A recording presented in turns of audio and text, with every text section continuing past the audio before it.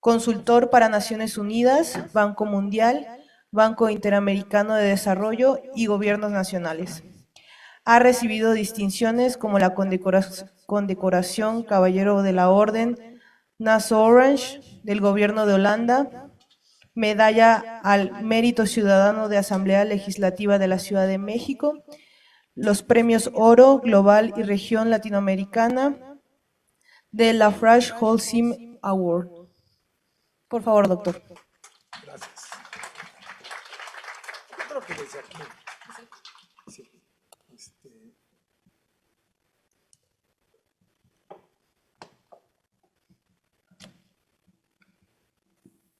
Ya estamos.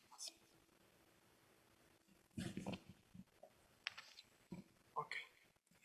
Muy buenas tardes tengan todas, todos, todes, como se acostumbra hoy para ser políticamente correcto, ¿verdad? Pero bueno, también es una convicción dirigirse a las distintas preferencias y orientaciones que en nuestra UNAM pues es casi una cultura, ya es parte de una cultura. Quiero agradecer en primer término al doctor Samuel Schmidt del Instituto del Futuro que nos está escuchando, se conectó desde muy temprano, en buen momento.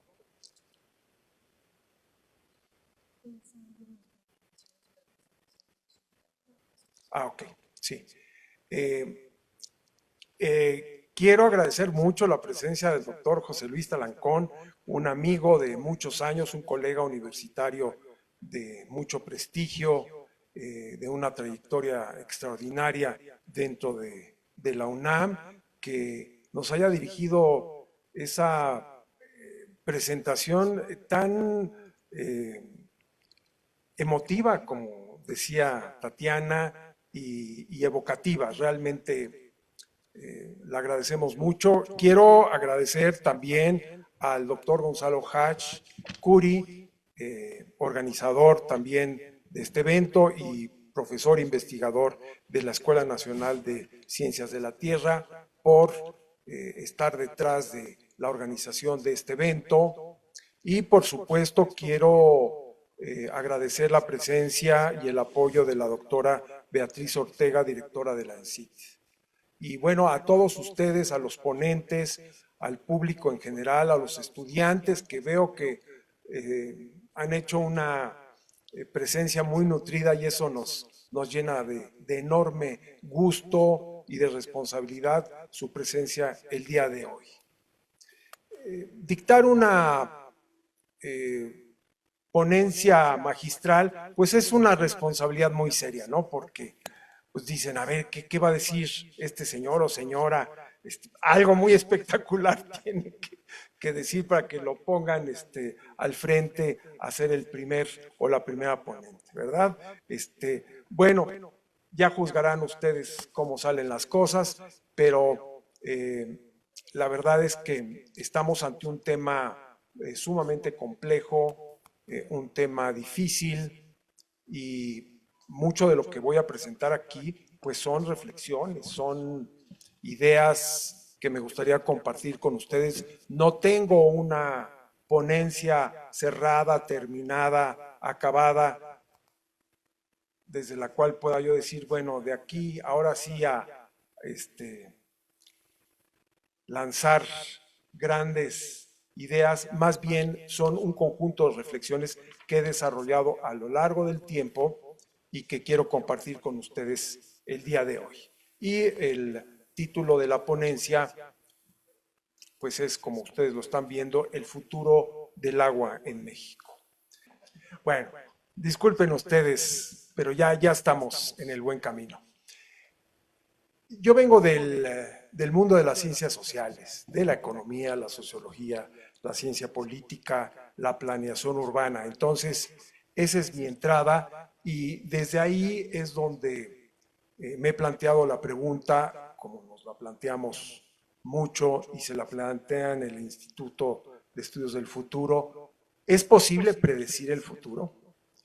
Claro, muchos de ustedes vienen de las ciencias llamadas duras, ¿verdad? Entonces, ahí están acostumbrados a métodos cuantitativos muy precisos y la posibilidad de la predicción realmente se hace con un nivel de confianza muy elevado. En las ciencias sociales no tenemos nosotros esa suerte o esa ventaja, yo diría, ¿verdad? Porque tampoco estamos obligados a mediciones tan exactas, tan precisas como las que ustedes tienen que hacer cuando van a calcular una trayectoria, cuando van a calcular la dimensión de un acuífero, o van a hacer el balance hidrológico y tienen que ser muy precisos, ¿verdad? Nosotros si nos preguntan, bueno, ¿qué va a pasar dentro de 5 años? Pues podemos hacer estimaciones. Sin embargo, dentro de las ciencias sociales hay distintos puntos de vista. Hay toda una perspectiva, digamos, de que el futuro sí puede predecirse. Otra que dice definitivamente no podemos predecir el futuro. Y una intermedia en la cual, digamos, yo me ubico, que dice que el futuro no se puede predecir, pero sí podemos orientar nuestras decisiones en la dirección del futuro que queremos. Eso sí lo podemos definir. ¿Qué queremos para nosotros en los próximos años, verdad?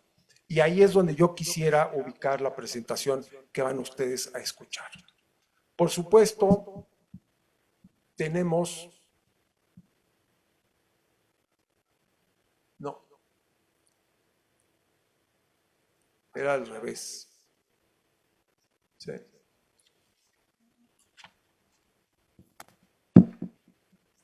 Ahí está.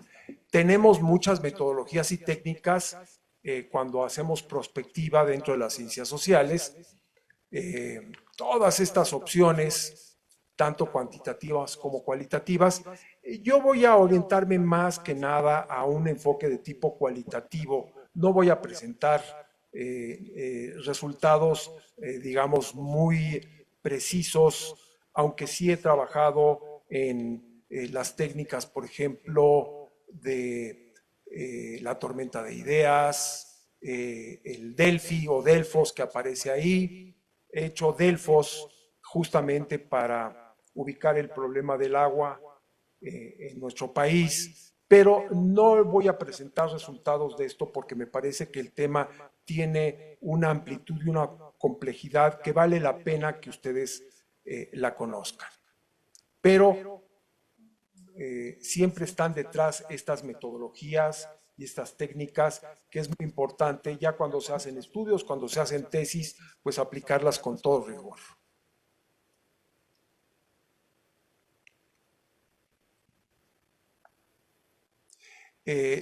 Debo decirles que en el tema del agua hay una tradición muy importante, posiblemente ligada a la geohidrología, en donde se han hecho estimaciones y proyecciones y modelos muy precisos, por lo menos de los que yo conozco desde los años 60. Todos estos nombres son de geohidrólogos que han trabajado tratando de predecir qué va a pasar, sobre todo con la cuantía de los recursos hídricos a nivel planetario, a nivel de un continente, de un país, de una cuenca, de una subcuenca.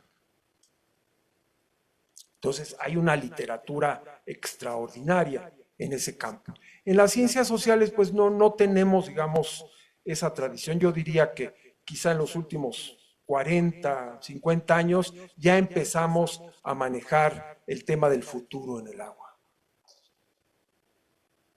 Aún así, el World Water Council ha identificado estos 6 retos como temas importantes que yo les pediría que los registren porque van a estar acompañándonos en toda la presentación que voy a hacer.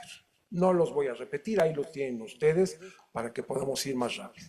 Y vamos a empezar haciendo una suerte como de diagnóstico de cómo nos encontramos en materia de agua en nuestro país, ¿verdad? Bueno, siempre que se habla del agua, se dice, bueno, pues ¿cuánta gente tiene el país, verdad? Porque un componente de la demanda total de agua, pues va a estar dado por el número de habitantes que tenemos. Entonces, pues vemos ahí el crecimiento de la población. Ya no es el crecimiento explosivo que tuvimos en la década de los 50, los 60, los 70, hasta los 80, cuando el país tenía tasas de crecimiento del 10% anual. O sea, era una barbaridad.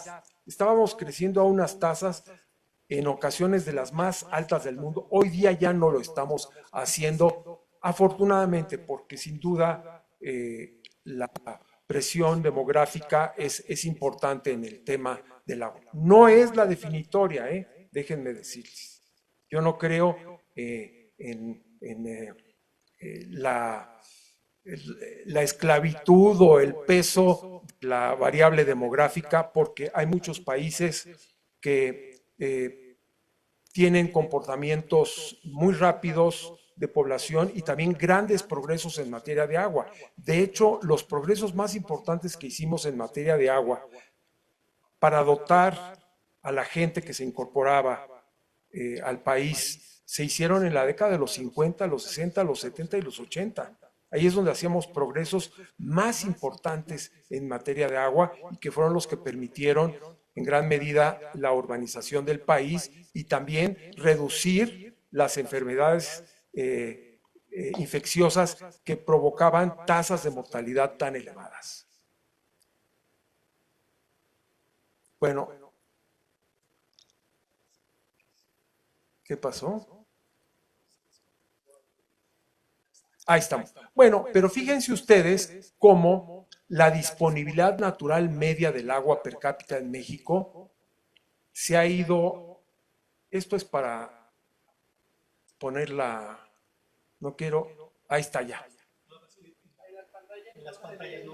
No funciona. Bueno, cada lugar tiene sus mañas y sus se puede, no se puede. Bueno, pero ustedes ven ahí, digamos, el descenso de la disponibilidad natural media del agua per cápita. Y fíjense cómo ha ido reduciéndose esto.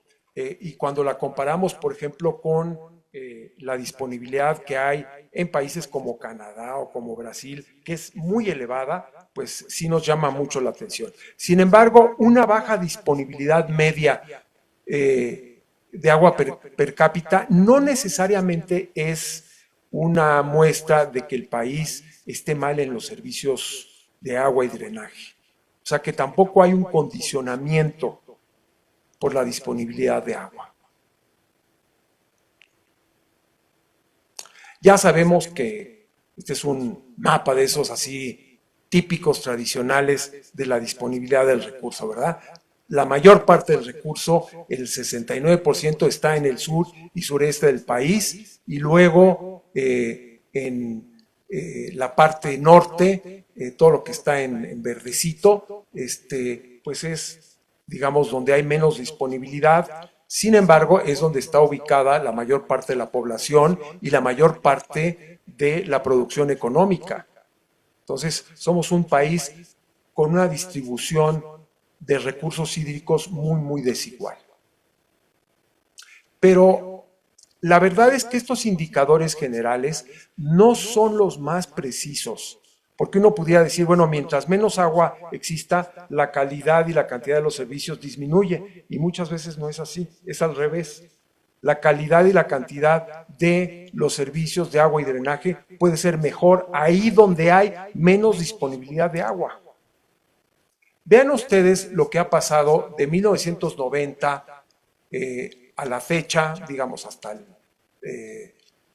bueno, aquí es hasta el 2020, no es hasta la fecha, en materia de cobertura y disponibilidad de agua potable. Hemos hecho avances considerables. Vean ustedes el gráfico y cómo hoy día estamos pues en el 96.1% de la población con acceso al agua potable. Entonces uno pudiera decir, qué bien está México, ¿verdad?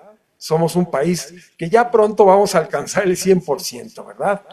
Pero los datos estadísticos a veces son un poco engañosos y hay que escarbarle un poquito más a la propia información oficial para ver realmente cuál es la calidad de los servicios.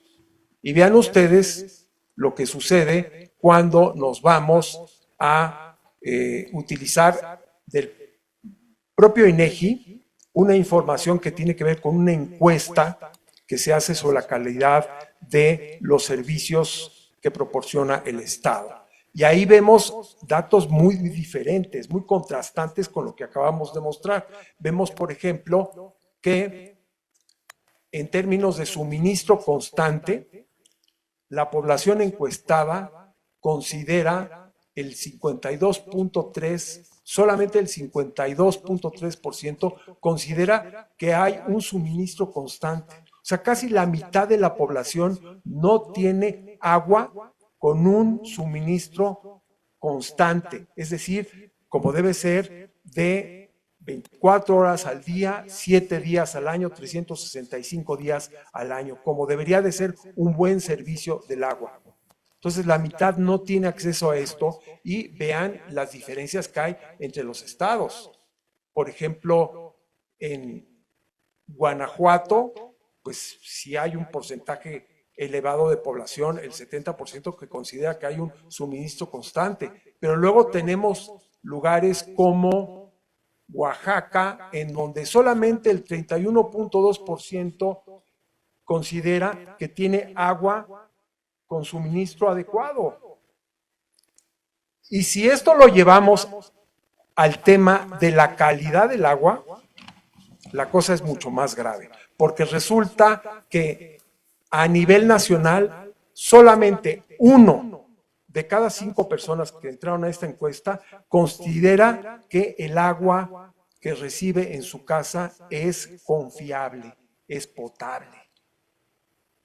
Entonces, pues ¿de qué nos sirve el dato del 96.1% cuando la cantidad y la calidad con la que nos llega el agua es tan deficiente? Y estas son estadísticas oficiales, no son estimaciones mías ni de algún crítico acervo de la acción del gobierno, ¿verdad? Para que ustedes empiecen a ver cómo los problemas pues tienen un trasfondo y tienen, digamos, una realidad mucho más grave de lo que o de lo que aparenta la estadística oficial.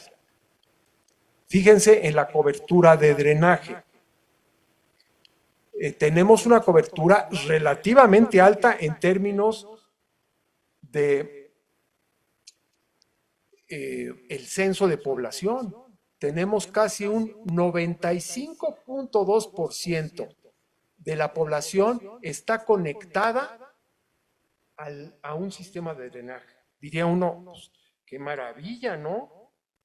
Claro que luego escucha uno de que en la Ciudad de México, que por cierto no se muestra aquí porque es a nivel nacional, hay cerca de 1 millón de personas que tiran sus aguas hervidas a cielo abierto. Dice uno, pues no que tenían resuelto el problema del drenaje, no. Fíjense nada más, en esa misma encuesta, cuando se le pregunta a la gente qué tanto recibe mantenimiento el drenaje, pues menos de la mitad considera que recibe un mantenimiento adecuado. Y hay muchos otros indicadores. Yo les recomiendo que revisen esta encuesta que se lleva a cabo todos los años, porque tiene una información muy interesante, muy confiable, es muy consistente, es comparable a lo largo del tiempo y les da una idea de la situación cualitativa del agua.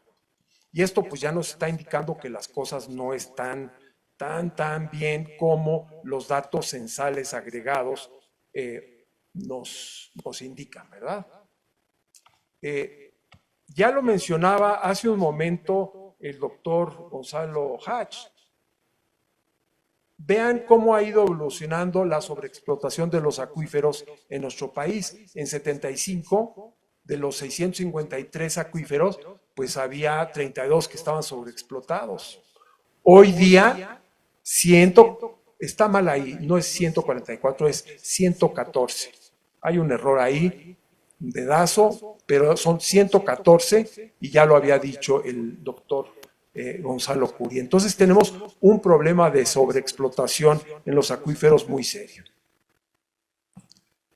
Tenemos otro problema también muy grave, que es la salinización de los acuíferos, particularmente los de la costa, tanto en el noreste del país, en la península de Baja California, y en los últimos años, lástima que no me sirve el apuntador, en la península de Yucatán, donde todavía están utilizando los recursos hídricos con una mano libre, sin ninguna consideración, sin ningún cuidado, pero en 10, 15, 20 años van a tener problemas muy, muy serios de agotamiento de recursos y de contaminación de los recursos en este lugar maravilloso que es la península de Yucatán.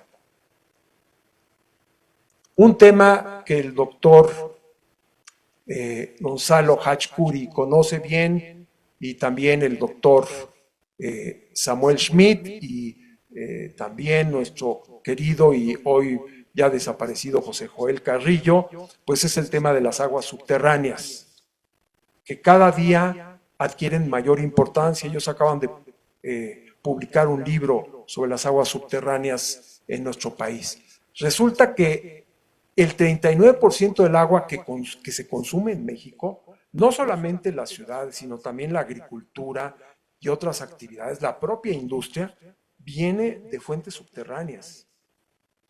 Y este es un problema bastante serio porque, a diferencia de las aguas superficiales, de los ríos, de los lagos, de los manantiales, incluso del mar, no lo vemos, no lo percibimos. Y los daños que ocasionamos extrayendo una cantidad muy grande de agua de las fuentes subterráneas es más silencioso, es más difícil de medir, de ver e incluso de evaluar, ¿verdad? Entonces, cada vez dependemos más y vamos a depender en los años, y por eso los geohidrólogos, muchos de ustedes seguramente irán para allá, van a desempeñar un papel fundamental para darle viabilidad hídrica a este país.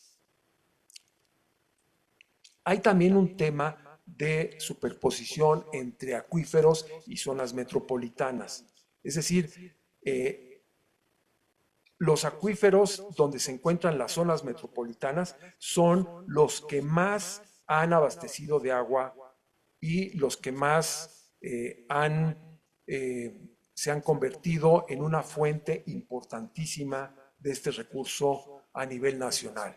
Entonces, vean ustedes cómo están zonas metropolitanas muy importantes en el centro del país, pero también en el norte y en muchos otros lugares, ya sobreexplotando acuíferos de manera considerable. Y vean ustedes el caso de la zona metropolitana de la Ciudad de México, que está ahí en rojo, donde la disponibilidad natural media per cápita es extremadamente baja, la más baja de todo el país, a pesar de que las estadísticas oficiales nos dicen que es una de las zonas mejor abastecidas, que es donde tenemos más agua per cápita y donde tenemos indicadores excelentes.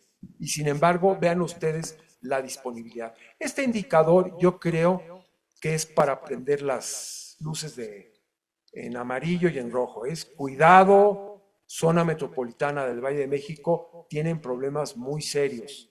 Están llegando al límite en la explotación de los recursos.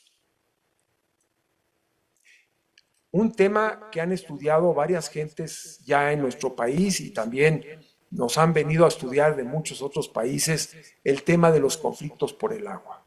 Los vemos todos los días, ustedes los pueden ver directamente sin necesidad de mucho estudio, cuando una vialidad la toman un grupo de vecinos, cuando Insurgentes es tomada por vecinos que sienten que la calidad, no que sienten, que viven que la calidad del agua se ha deteriorado. Entonces tenemos un número cada vez mayor. No pude actualizar, pero ven ustedes el crecimiento de 85 hasta 1992, que es para conseguir un estudio, aunque ya hay trabajos más actuales, y cómo va creciendo el número de conflictos por el agua únicamente en la zona metropolitana de la Ciudad de México. Esto no es a nivel nacional.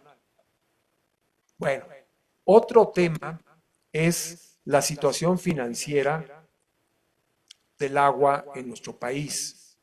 Tenemos una grave crisis financiera que se expresa de varias maneras. Una de ellas es que los organismos operadores están funcionando en condiciones muy críticas porque no tienen recursos, ni siquiera para pagarle a la gente sus salarios, como acaba de suceder en Ecatepec, en donde pues, tomaron vialidades, tomaron la carretera, porque no les pagaban sus aguinaldos a los trabajadores del sistema de agua potable. Vean ustedes cómo bajó de 2014 drásticamente el recurso financiero, presupuestal para los organismos, y solamente se recuperó a partir del 2022. Pero aún así está por debajo de los niveles que tenía hace 10, 15 años. Entonces, se está destinando una menor cantidad de dinero para el financiamiento de los distintos organismos, desde Conagua, pero también los organismos estatales y municipales. Todo esto, por si fuera poco todo lo anterior, tenemos un problema de sequía, que, bueno, es un fenómeno climatológico, no es un fenómeno, digamos, que se pueda controlar directamente desde las políticas públicas, pero nos ha pegado muchísimo una sequía en los últimos años. Esto no es nuevo. Hemos padecido sequías muy severas en distintos momentos en la historia de los últimos 50 años. Entonces, este es un tema cíclico que se va presentando, pero que ante una crisis como la que tenemos, pues se produce un agravamiento como el que tuvimos el año pasado, en donde se juntaron malas situaciones de financiamiento, de gestión, de administración, con malas condiciones climáticas, ¿verdad? Entonces, se produce la tormenta perfecta, lo que llaman la tormenta perfecta, en donde todos los factores negativos inciden. Bueno, todo esto nos ocasiona pues problemas muy serios de abatimiento de los mantos acuíferos. Cada vez hay que instalar equipos más potentes, más poderosos para extraer el agua, un agua que además se va deteriorando en términos de calidad. Ustedes que estudian probablemente los acuíferos saben que una vez que se pierde un acuífero ya no se recupera.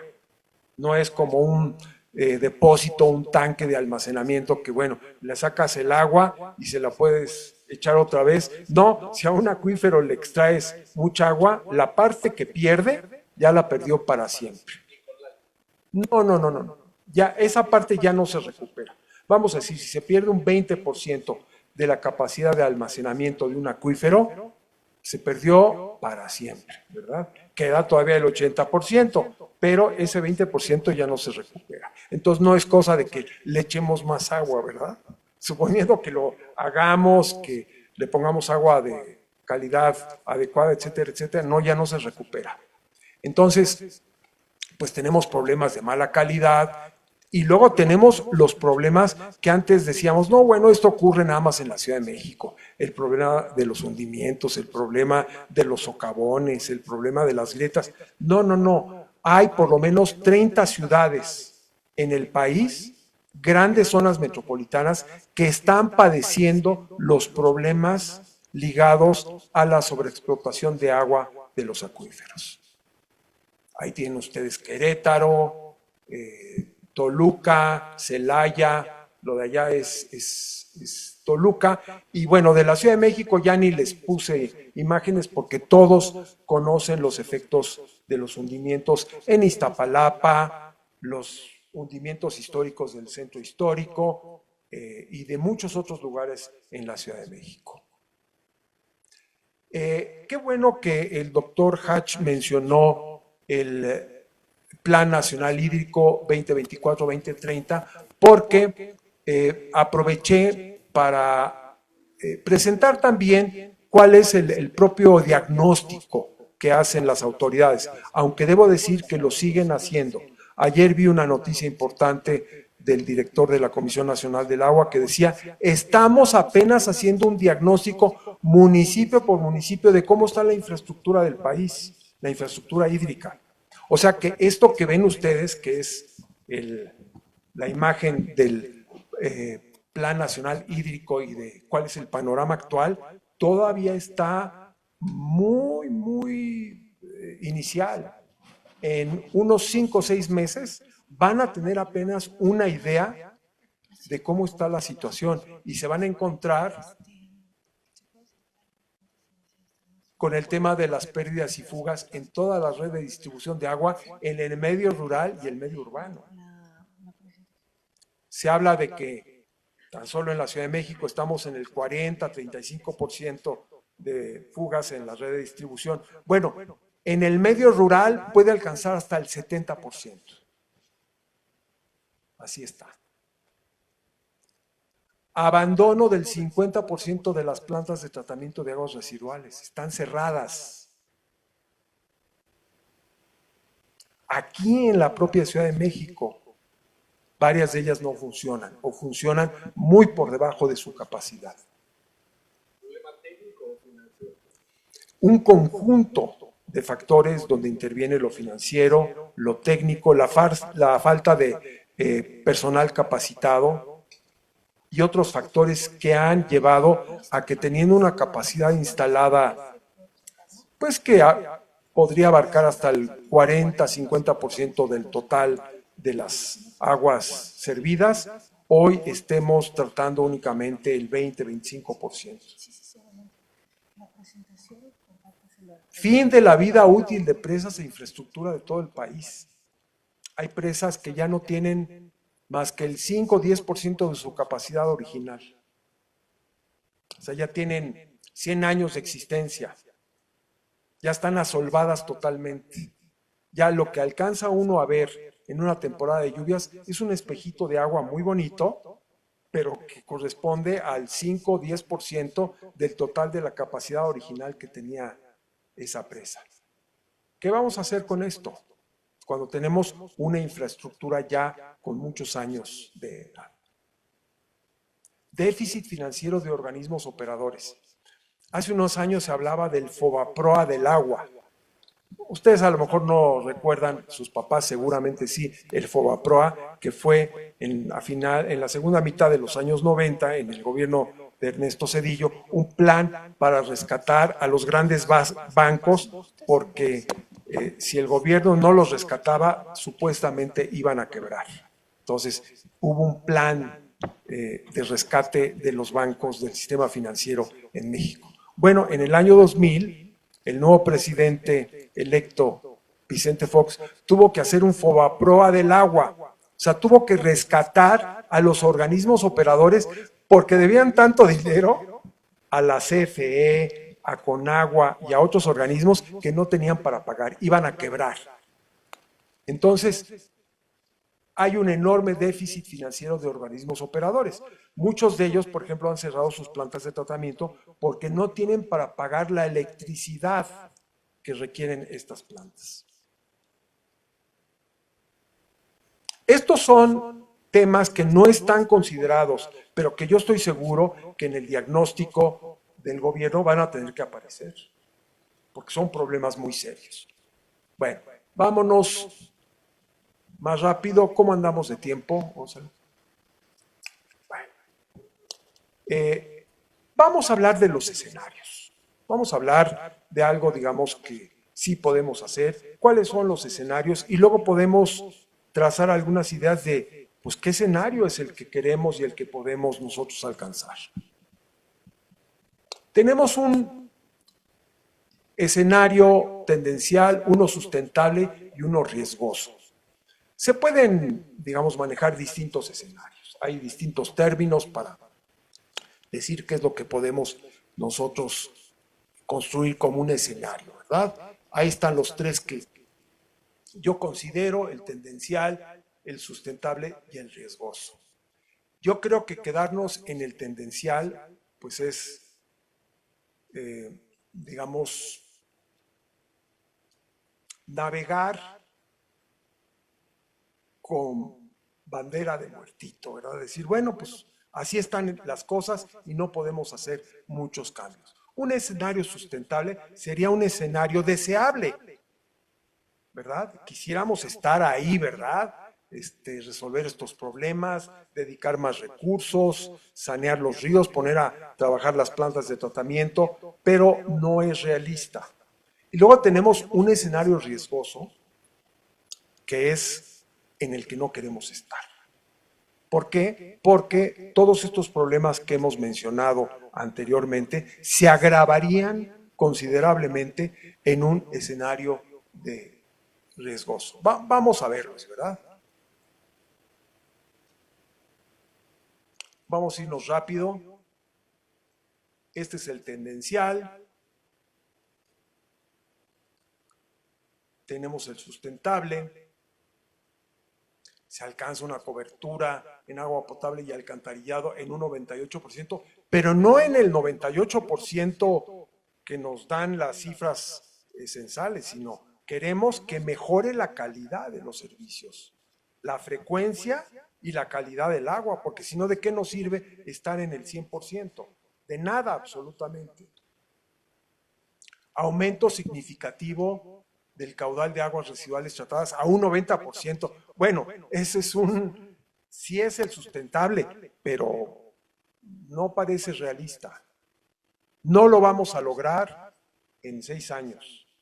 Por más que haya inversiones, esfuerzos, llevaría mucho más tiempo. Fíjense que en el diagnóstico que hacía la jefa de gobierno, Clara Brugada, todavía cuando era candidata, decía, esto solamente lo vamos a poder enderezar en 18 años. Y me pareció realista, me pareció una apreciación realista. Entonces, una obligación de las autoridades es darnos, en la escala del tiempo, doctor Talancón, que mencionaba usted de manera tan elocuente, ¿en cuánto tiempo podemos ubicarnos en un escenario sustentable? ¿O cómo podemos evitar caer en un escenario de tipo riesgoso?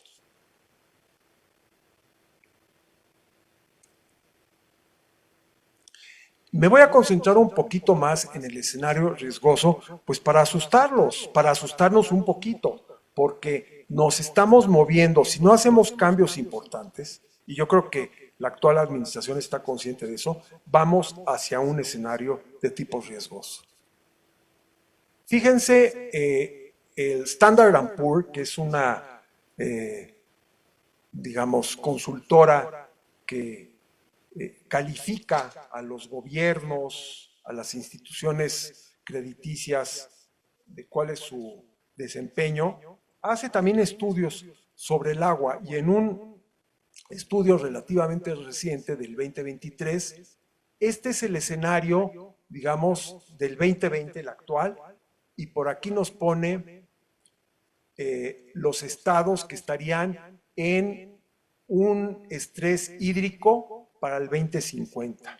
Y bueno, pues resulta que la mayor parte del país, sobre todo del centro al norte, estaría en una situación de estrés hídrico muy fuerte. Eso es lo que Standard & Poor's tiene, digamos, dentro de sus estimaciones. Obviamente que las zonas metropolitanas están creciendo. Cada día tenemos más zonas metropolitanas. Esta es la estimación de CONAPO, la hicieron SEDATU, CONAPO y el INEGI el 2023. Bueno, pues están creciendo las ciudades. E imagínense de a dónde están extrayendo el agua estas ciudades, estas zonas metropolitanas, pues de los acuíferos. Entonces, la presión sobre los acuíferos va a ser enorme. Es muy probable que al término de esta administración el 50% del agua que consume este país venga de sus acuíferos. Y esa es nuestra reserva. O sea, los acuíferos son nuestro guardadito de agua.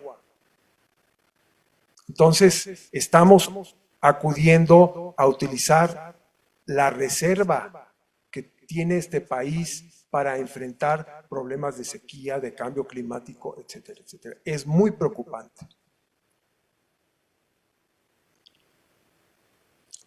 Este es el agua renovable per cápita en el 2022 y en el 2030, esto es pues relativamente, y vean ustedes, fíjense una comparación, me pareció interesante, a nivel latinoamericano.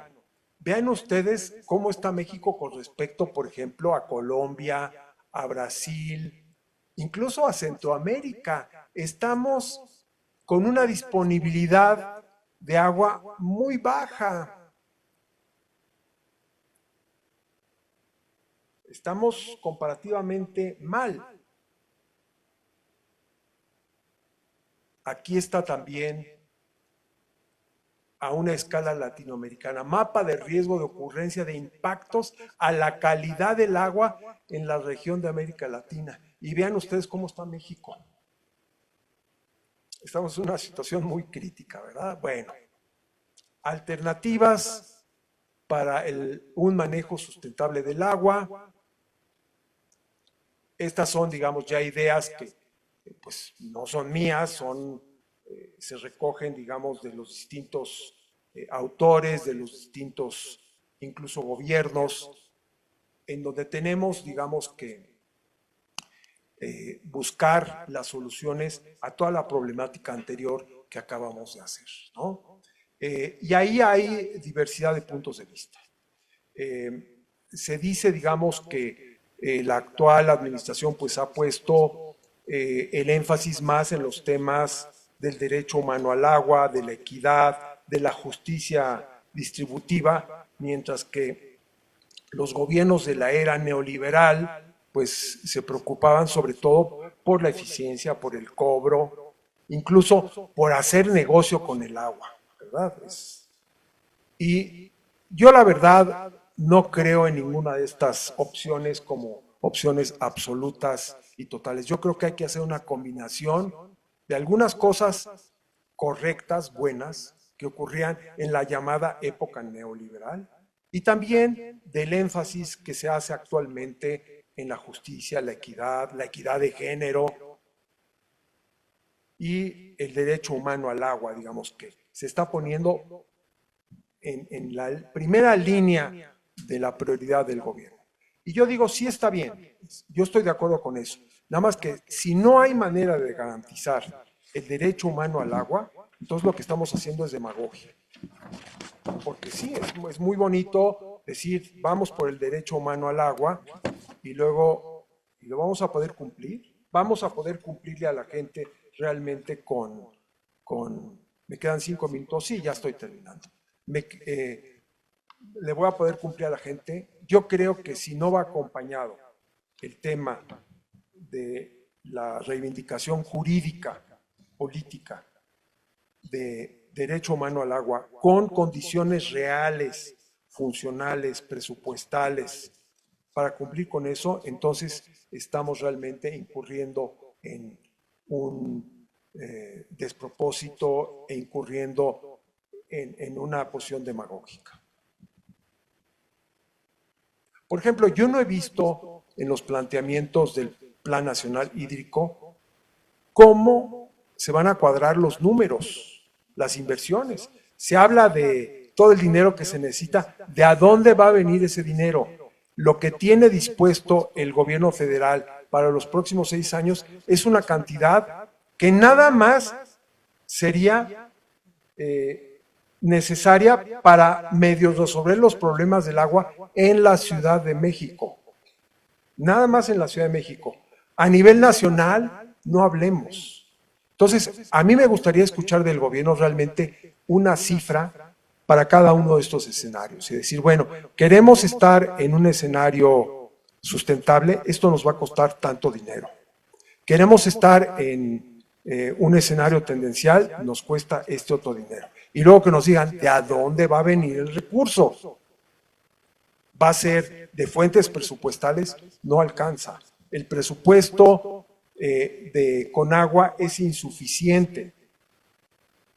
El presupuesto de los gobiernos estatales y más aún de los municipales es muy magro. Entonces, ¿de a dónde va a venir el recurso para hacer todos los cambios que se quieren hacer? Me voy un poco más rápido, porque ya creo que tengo como 3, 4 minutos. Bueno, estos son pues buenos deseos, ¿no? Que todos estamos de acuerdo con ellos, pero la manera específica de, digamos, lograrlos, alcanzarlos, ahí es donde tenemos distintos puntos de vista y donde hay opiniones muy diferentes. No hay, digamos, no se ha creado un consenso en términos de cómo dar los pasos necesarios para hacer la transformación hídrica en nuestro país. Y con esto pues llego a las consideraciones finales. Estamos con escenarios muy complejos, muy difíciles y acercándonos a un escenario riesgoso. Estamos más cerca de eso, incluso estamos más cerca del riesgoso que de quedarnos en el tendencial. Ya no hablo del sustentable, que sería maravilloso podernos acercar, es el deseable, pero no. Entonces estamos más cerca del riesgoso.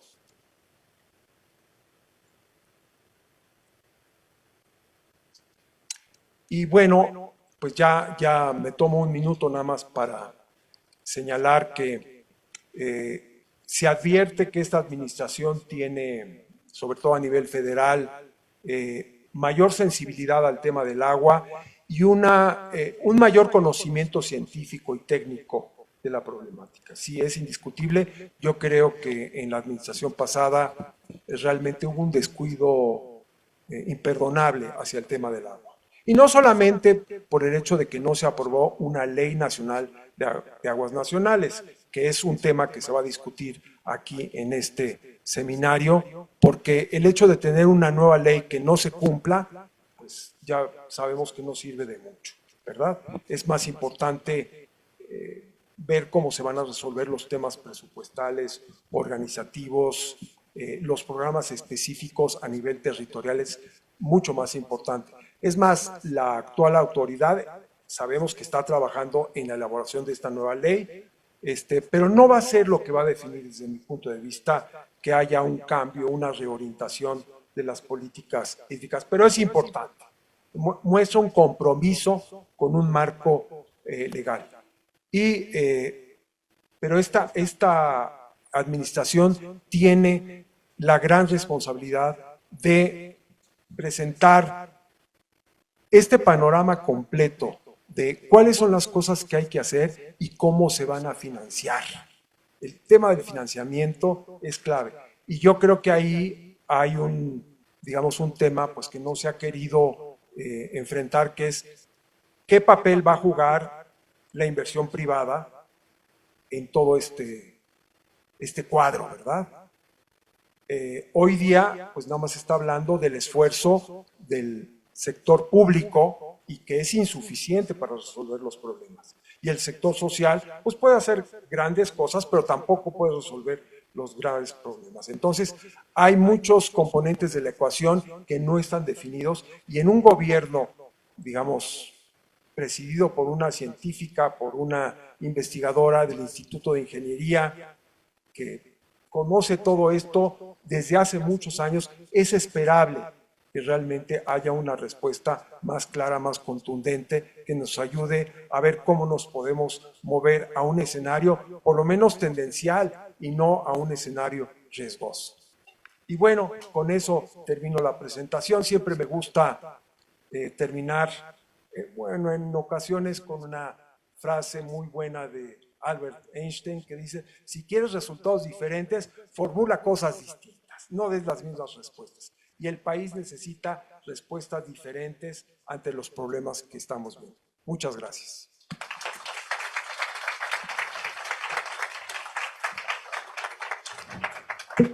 Muchas gracias, doctor Perló, por esta magnífica y enriquecedora conferencia magistral. Eh, Vamos a dar paso a una sesión de preguntas. Debido al corto tiempo que tenemos, se atenderán 3 preguntas. Por favor.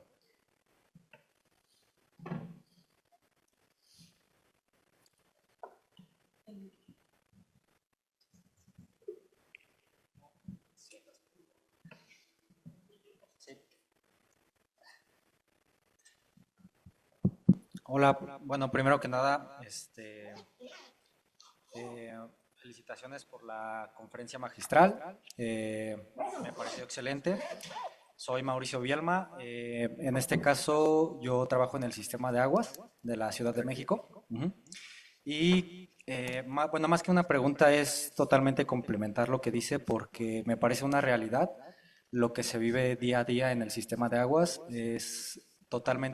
son totalmente precarias los insumos que tenemos como tal para trabajar, ¿no? Me parece increíble que incluso en las plantas de tratamiento, aunque a veces estén concesionadas a empresas privadas, se tengan que devolver a manos del sistema de aguas porque incluso estas no cumplen las normas establecidas, ¿no? Me ha tocado ver, incluso aquí también al doctor Hatch, donde los operadores comentan que incluso por falta de insumos para el tratamiento de aguas, a precisamente los agentes sí, de los microorganismos con los que tratan el agua, como no tienen insumos, les echan pan vivo. Entonces es totalmente increíble la situación precaria en la cual se encuentra el sistema de aguas. Me parece totalmente una falta de presupuesto e incluso de responsabilidad por parte del gobierno, porque de conocer las problemáticas que se conocen, pues no se resuelven. Simplemente solamente era agregar eso y pues ya, muchas felicitaciones.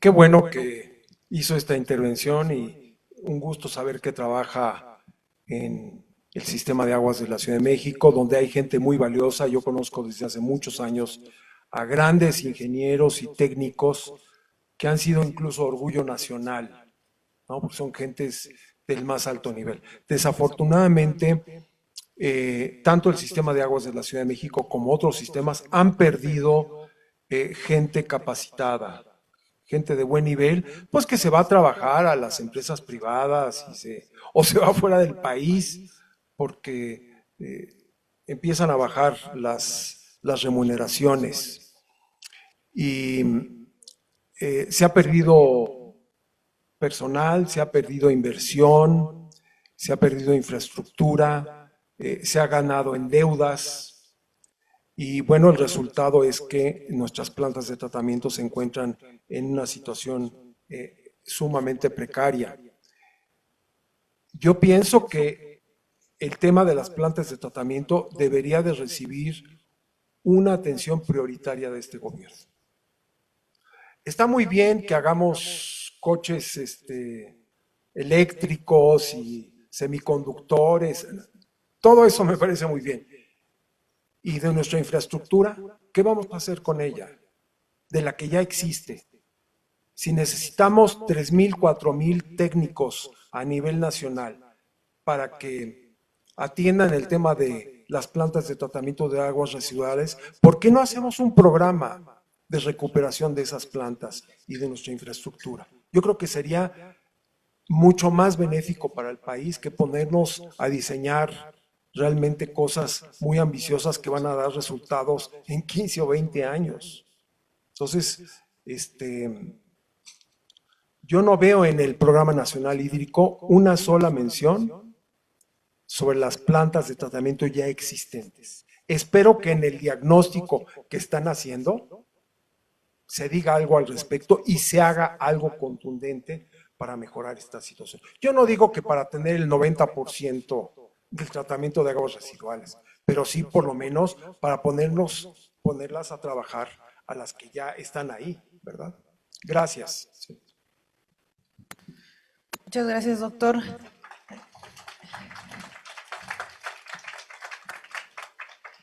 ¿Alguien más tiene una pregunta?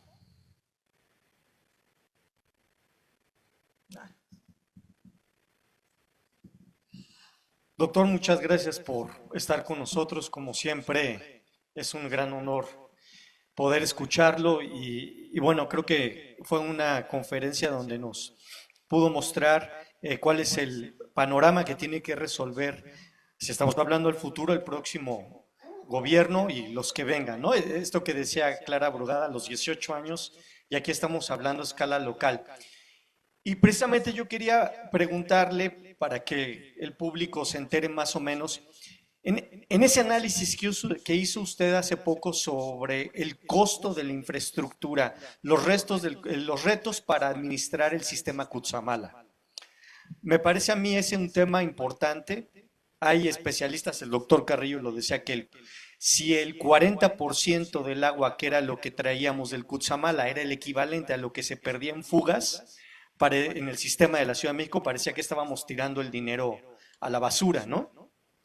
Y lo pregunto más o menos, algo que se me vino a la mente es, ahora que Trump tomó posesión y llegó a California, a propósito de los incendios, dijo, esto yo lo resuelvo en 10 minutos. Le voy a decir a Canadá que me vende el agua y ahorita hago aquí el acueducto rápido para que desde Canadá a California llegue el agua y podamos apagar los incendios, ¿no? Esa fue su respuesta ante los medios de comunicación. Y bueno, a mí eso me hizo recordar, por ejemplo, los retos que México ha tenido que enfrentar para resolver la demanda de abastecimiento de agua, por ejemplo, el sistema Cutzamala, ¿no? Gracias. Efectivamente,